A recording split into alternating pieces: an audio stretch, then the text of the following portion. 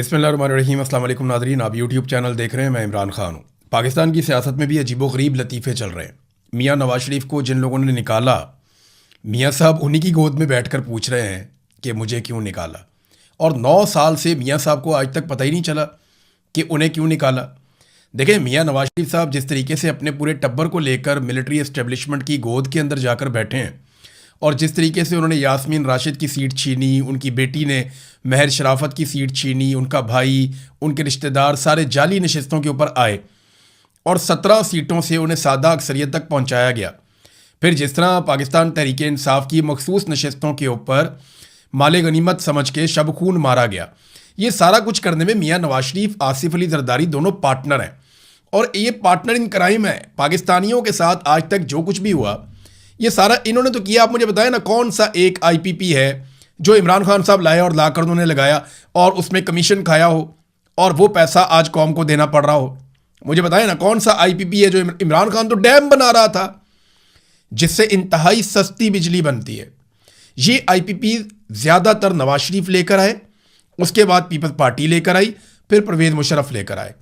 तो ये तीनों मिलकर इस तरह के रेंटल पावर मंसूबे लेकर आए या आईपीपीज लेकर आए जिन्होंने कौम की जड़ों को खोखला कर दिया। आज पाकिस्तानी वफाकी वजीर के कहने के मुताबिक जो 100 रुपया देता है बिजली के बिल में, उसमें 75 रुपए इनके किए किराए का देता है, यानी कैपेसिटी पेमेंट्स का देता है 75 रुपए। कैपेसिटी पेमेंट वो पेमेंट है जो बिजली आपने खरीदी नहीं, बनाने वाले ने बनाई नहीं, लेकिन उसके पैसे आपने दे दिए। मिसाल के तौर पे एक मिस्त्री आता है और वो आपको आकर कहता है कि जनाब मेरी कैपेसिटी है कि मैं ये दीवार आपकी 3 दिन में बना दूंगा और मैं आपसे 10,000 रुपये लूँगा। 3 दिन के बाद जो है वो दीवार 75% बनी नहीं और वो आपसे 10,000 रुपये मांग रहा है। तो आप उससे कहते हैं भाई तुमने तो बनाई नहीं तो 10,000 क्यों मांग रहे हो? तो वो कहता है जी मेरी कैपेसिटी तो थी कि मैं 3 दिन में बनाऊंगा, अब मैंने नहीं बनाई लेकिन आपने पैसे मेरी कैपेसिटी के मुताबिक देने हैं। तो इसी तरह ये कैपेसिटी पेमेंट है जो आप अदा कर रहे हैं। नवाज शरीफ साहब काफ़ी बुखलाए हुए दिखाई दे रहे हैं और ऐसा लगता है कि जैसे कोई डरा हुआ आदमी नहीं होता। मियाँ साहब घबराए हुए हैं, डरे हुए हैं, बुखलाए हुए हैं। उनके अपने बहुत करीबी साथी इस किस्म के कमेंट्स कर रहे हैं। जो प्राइवेट ग्रुप चैट्स हैं उनके ऊपर लोग कह रहे हैं कि मियाँ साहब की बॉडी लैंग्वेज में वो बात नहीं है। एक कन्फ्यूजन का शिकार मियाँ साहब दिखाई देते हैं।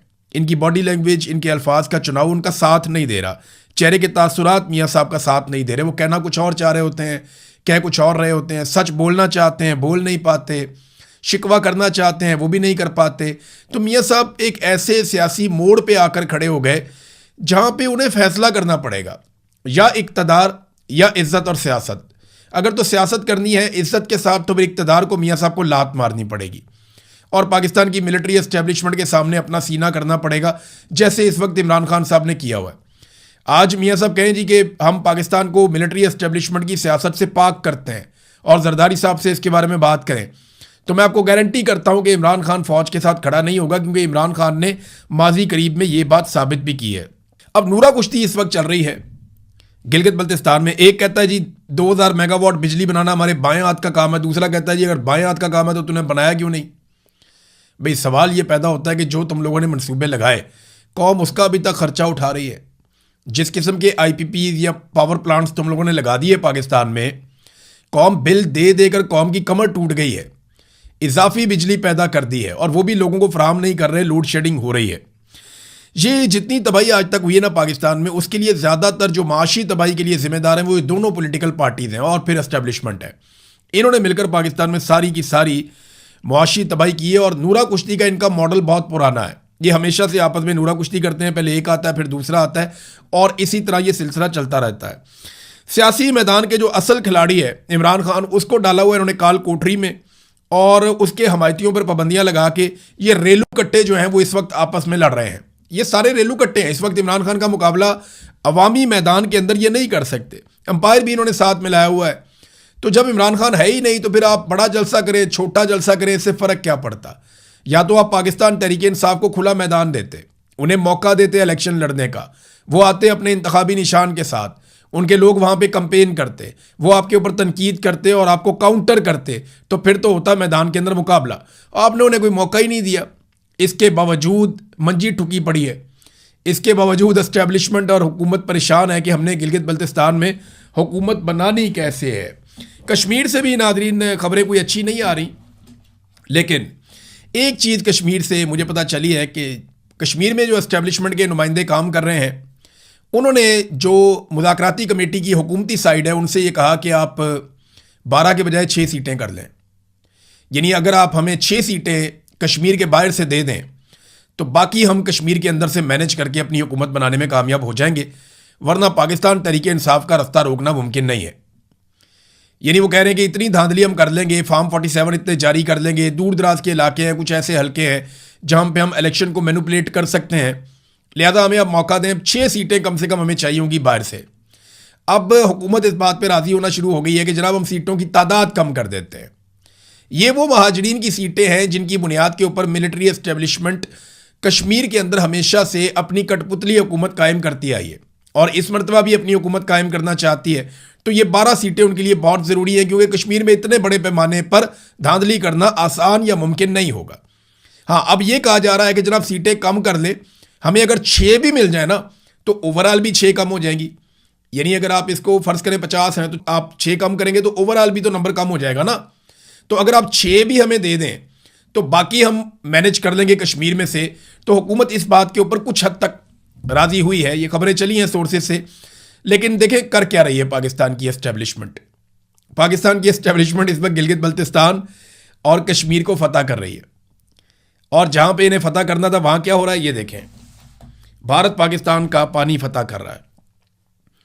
भारत में एक तजवीज़ आई थी, अब उसके ऊपर काम हो रहा है और प्रैक्टिकली काम हो रहा है। ये मनसूबा 2029 में मुकम्मल हो जाएगा। अभी इसका पोल खोल दिया है हिमाचल प्रदेश के गवर्नर ने भी। वो कर ये रहे हैं कि दरियाए चनाब जो पाकिस्तान का पानी है, देखें जो सिंध तास मुआहदा था उसके मुताबिक 3 दरिया हमारे थे, 3 दरिया इंडिया के थे। हमारे दरिया कौन से थे? हमारे दरिया थे चनाब, सिंध और झेलम, जबकि इंडिया के थे सतलुज, ब्यास और रावी। अब हुआ ये कि इंडिया आहिस्ता आहिस्ता पाकिस्तान के पानियों पे कब्जा करता गया। उसने डैम्स बनाए, परवेज़ मुशर्रफ नहीं रोक सका, उसके बाद कोई और हुकूमत नहीं रोक सकी। तो इंडिया हमारे पानियों पे डैम बनाता रहा, हमारे पानियों के ऊपर रुकावटें खड़ी करता रहा और वहाँ पे मंसूबे बनाता रहा और आहिस्ता आहिस्ता पाकिस्तान को बंजर करने की साजिश पे अमल करता रहा। अब दरियाए चनाब जो एक बहुत बड़ा ज़रिया है पंजाब में ज़मीनों को सैराब करने का, हमारे बहुत सारे अजला ऐसे हैं जो खुश्क हो जाएंगे अगर इन्होंने कहीं चनाब और इसका पानी रोक दिया, चनाब का पानी कहीं बदल दिया। तो दरियाए चनाब से ये पानी निकालकर दरियाए ब्यास में मुंतकिल करने जा रहे हैं इंडियन सरजमीन के ऊपर। और ये सारा काम वो करने जा रहे हैं एक ज़ेरे ज़मीन वाटर वे के ज़रिए से। कोई टनल बनाएंगे, सुरंग बनाएंगे और उसके ऊपर काम हो भी रहा है। कोई 9 किलोमीटर का इसका फासला बताया जा रहा है कि यहाँ से पानी को दरियाए चनाब से निकालेंगे और लाखों क्यूसेक पानी यहाँ से शिफ्ट कर देंगे, मिलियंस ऑफ क्यूसेक्स पानी यहाँ पे शिफ्ट कर देंगे दरियाए चनाब से निकालकर दरियाए ब्यास में, और फिर पाकिस्तानी जो है वो प्यासे रहेंगे, पाकिस्तानी ज़मीनें बंजर होंगी। और ये प्रैक्टिकली इसको कर रहे हैं। 2029 में इन्होंने इसको मुकम्मल कर लेना है। इंडिया नहीं, उसका दावा है। अब एस्टेब्लिशमेंट की तवज्जो यहाँ होनी चाहिए थी। वो आज़ाद कश्मीर और गिलगित बल्तिस्तान की हुकूमतें फतह करने पर लगे हुए हैं। ठीक है, जिसकी जो तरजीहात हैं उसको वो मिल जाएगा। इंडिया इस वक्त पानी हासिल करना चाहता है, हमारी एस्टेब्लिशमेंट हुकूमत हासिल करना चाहती है।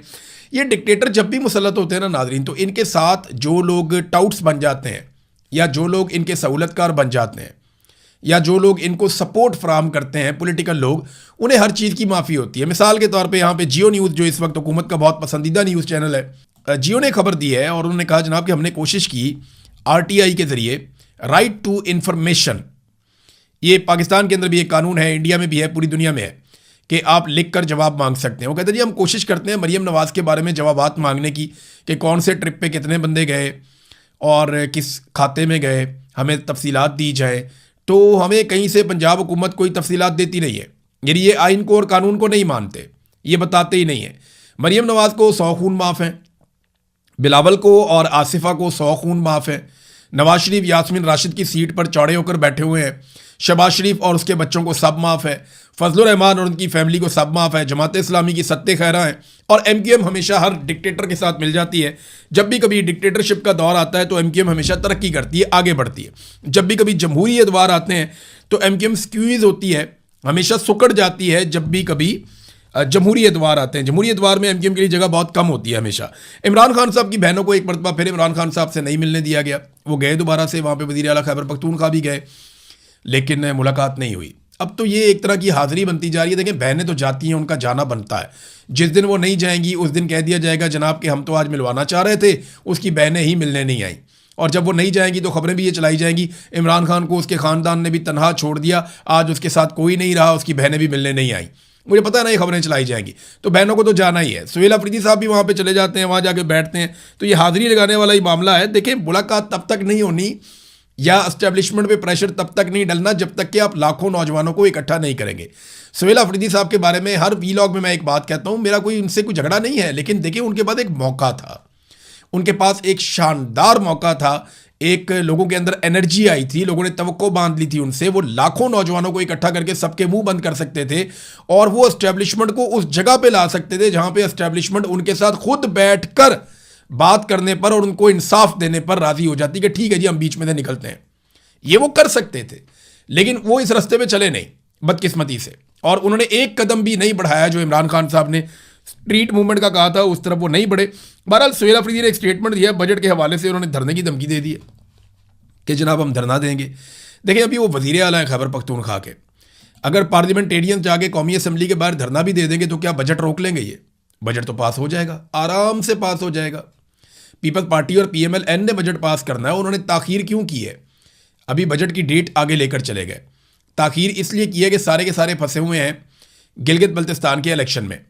वहाँ से इलेक्शन जब एस्टेब्लिशमेंट इनको जितवा देगी तो ये पहुँचेंगे वापस इस्लामाबाद, एस्टेब्लिशमेंट इनको इलेक्शन जितवाएगी और ये एस्टेब्लिशमेंट और IMF की मर्जी का बजट पास करवाएंगे पीपल्स पार्टी और PMLN मिलकर। यही सौदेबाजी है सियासत की, और इन्होंने हमेशा सौदेबाजी ही की है।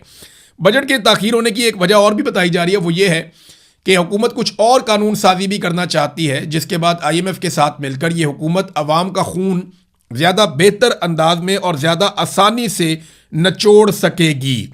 तो ये जनाब कुछ कानून साजियाँ करनी है, इस वजह से थोड़ी सी ताखीर भी हो गई है। अब आ जाए नादरीन कुछ बैनुल अक़वामी खबरों की तरफ।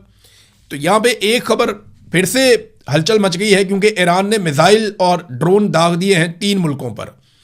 एक इराक के कुछ इलाके हैं, वहाँ पे ड्रोन दागे गए हैं, और ये कुर्द इलाके हैं जहाँ पे उनकी एक आज़ादी की मूवमेंट भी चल रही है, और यहाँ पे इन्हीं एरियाज़ में कुछ अमेरिका का और इसराइल का इन्फ्लुएंस भी है। दूसरा, इन्होंने ईरान ने मिसाइल और ड्रोन जो दागे हैं आलमी मीडिया के मुताबिक वो कुवैत पर दागे हैं और बहरीन पर दागे हैं, और जो इंटरसेप्टर्स हैं वो इनको रोकने की लगातार कोशिश कर रहे हैं। बहुत सारे जो ईरानी हथियार हैं उनको हवा में तबाह किया जा रहा है, और ईरान ने पूरी एक लहर चलाई है मिसाइलों की और ड्रोन्स की इन 3 कंट्रीज़ की जानिब। ये हुआ क्यों? जनूबी ईरान का जजीरा कशम है, वहाँ पर धमाकों के बाद ये उसके रद्द अमल के तौर पे हुआ है। समुंदर में भी कुछ झड़पें हुई हैं, कुछ जहाज़ भी जो है उनको नुकसान पहुँचा, और उसके बाद फौरी तौर पे ईरान का रद्द अमल सामने आया। लेकिन ईरान ने अब तक का एक सबसे खौफनाक स्टेटमेंट दे दिया है। ये स्टेटमेंट उस नौइयत का है जिस नौइयत का स्टेटमेंट हम डोनाल्ड ट्रंप के मुंह से सुनते थे। ईरान की IRGC का बयान है ये, और रेवोल्यूशनरी गार्ड जो है उनका ये स्टेटमेंट है। वो ये कहते हैं मारो और भाग जाओ, हिट एंड रन। इसका दौर अब ख़त्म हो चुका है। किसी भी नई हमाकत का जवाब एक ऐसे जल्जले जैसे इबरतनाक और फैसला कुन रद्द अमल से दिया जाएगा जो तयशुदा कवानीन और हुदूद से कहीं आगे निकल जाएगा। हम खित्ते में तमाम जारहियत पसंदों के हेडक्वार्टर्स और मफादात को राख के ढेर में तब्दील करने में ज़रा भी हिचकिचाहट महसूस नहीं करेंगे। ये बड़ी खौफनाक धमकी है। यानी जब से ये लड़ाई चल रही है तब से लेकर अब तक ईरान ने जितनी धमकियां दी हैं, ये धमकी उनमें सबसे खतरनाक है। जल्जले जैसा रद्द अमल का मतलब यह है कि बहुत हैवी किस्म की बम्बारमेंट की वो बात कर रहे हैं, और जल्जला तभी आता है जब कोई आप एटमी धमाका करते हैं। वैसे ये सवाल बार बार लोग पूछते हैं कि ईरान की एटमी सलाहियत कहाँ तक है। देखिए, इसके बारे में अब कोई नहीं जानता। जब तक ईरान के साथ मुज़ाकरात हो रहे थे, जंग से पहले का वक्त था, तब तक सबको पता था कि ईरान का एटमी मवाद कहाँ पे है। जिस वक्त अमेरिका ने और ईरान ने 2025 में जून में बमबारी की ईरान के ऊपर, उसके बाद से लेकर मामला ख़राब होने शुरू हुए। ईरान ने दोबारा मुज़ाकरात शुरू किए, लेकिन फिर से उनके ऊपर बमबारी कर दी गई। तब से लेकर अब तक किसी ने ना उस यूरेनियम को देखा, ना उसकी मिकदार, ना वो कहाँ पड़ी है, ना वो किस हालत में है, उसके साथ क्या किया जा रहा है, गुज़िश्ता लगभग 1 साल से दुनिया नहीं जानती। और ईरान 60% यूरेनियम को अफसूदा कर चुका था। अब ईरान को सिर्फ चंद हफ्ते चाहिए, या आप 1 महीना लगा लें, कि ईरान इसी यूरेनियम से एटम बम बना सकता है, उसके अंदर ये सलाहियत है। इसको मजीद अगर वो यूरेनियम को अफसूदा कर लेता है तो वो उस लेवल तक पहुंच जाएगा जिसके बाद वो इसको एटमी मवाद में कन्वर्ट करके अपने मिसाइलों के साथ लॉन्च कर सकता है। तो क्या ईरान ने ये कर लिया? ये एक सवाल है, दुनिया के पास इसका जवाब नहीं है, क्योंकि आपने देखा ही नहीं है कि वो कहां गई।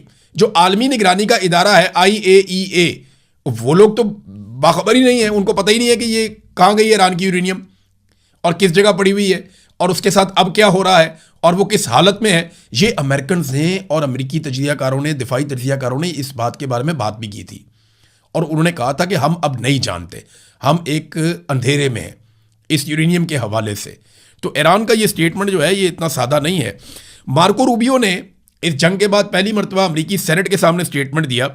एक तो बात उन्होंने गलत की, गलत बयानी का उन्होंने मुजाहरा किया। एक बात पे उन्होंने कहा जी कि ईरान में हमने हथियार फराहम नहीं किए और हम इसके खिलाफ हैं कि ईरान के रजीम को तब्दील करने के लिए वहाँ लोगों को हथियार दिए जाएं। मगर डोनाल्ड ट्रंप ने माजी करीब में खुद एक स्टेटमेंट दिया था जिसमें उन्होंने कहा था कि उन्होंने हथियार फराहम किए लेकिन वो काम नहीं हो सका, बल्कि उन्होंने कुर्दों से शिकवा भी किया कि हमने उन्हें हथियार दिए और उन्होंने उन हथियारों को उस मकसद के लिए इस्तेमाल नहीं किया। तो मैंने वो वीलॉग भी किया था कि डोनाल्ड ट्रंप के साथ प्रैंक हो गया, कुर्दों ने हथियार ले लिए अमेरिकन से लेकिन उन हथियारों को उस मकसद के लिए इस्तेमाल नहीं किया कि ईरान में रजीम तब्दील किया जाए। मार्को रूबियो ने कहा कि इसराइल को और अमेरिका को काफ़ी कामयाबी मिली है। और एक और बात जो उन्होंने की जो बहुत इंपॉर्टेंट है कि ईरान पर पाबंदियां आबना हुर्मुज़ के खुलने के बाद भी ख़त्म नहीं की जाएंगी। ये इंपॉर्टेंट है। अभी मुतालबा सबसे बड़ा यही है ना, एक तो आपने हुर्मुज़ को खोलो और दूसरा जो जौहरी मामला हैं उनके ऊपर हमारे साथ मुज़ाकरात करो। तो इसके बावजूद वो कह रहे हैं जी कि हम ईरान के ऊपर से पाबंदियां ख़त्म नहीं करेंगे। अगर ईरान ने जौहरी हथियार बना लिए तो वो शुमाली कोरिया की तरह हो जाएंगे, वो इसराइली रियासत को तबाह कर देंगे और आप उनके जौहरी हथियारों की वजह से उनका कुछ भी नहीं कर सकेंगे। ये बात तो ठीक है। देखें, शुमाली कोरिया एक कमज़ोर मुल्क था और उसके ऊपर भी हमला होना था और उसकी तबाही जो है वो पक्की थी कि उनको बहुत बुरी तरह मार पड़नी थी, लेकिन उन्होंने एटमी धमाका कर दिया। अब जब से उनके बाद एटम बम बना है उसके बाद से वो मिसाइल बनाते हैं तो उनका कोई कुछ बिगाड़ नहीं पा रहा। शुमाली कोरिया को बाहर से मारना, फौजी ताकत के जरिए ज़ेर कर लेना अब ये मुमकिन नहीं रहा। तो इसी तरह मार्को रूबियो कह रहे हैं कि अगर ईरान ने एटमी धमाके कर दिए या एटमी तजर्बा कर लिया तो उसके बाद जब चाहेगा वो इसराइल को तबाह कर देगा और ख़ित्ते के अंदर जो बालादस्ती है वो अमेरिका की ख़त्म हो जाएगी। फिर ईरान के ऊपर अटैक करना कोई ऑप्शन नहीं रहेगा। तो नाज़रीन, ये स्टेटमेंट्स हैं और ये चीज़ें मैंने आपके सामने रखती हैं। अब तक के लिए इतना ही। अपना ख्याल रखिएगा, अपने इस चैनल का भी। अल्लाह हाफ़िज़।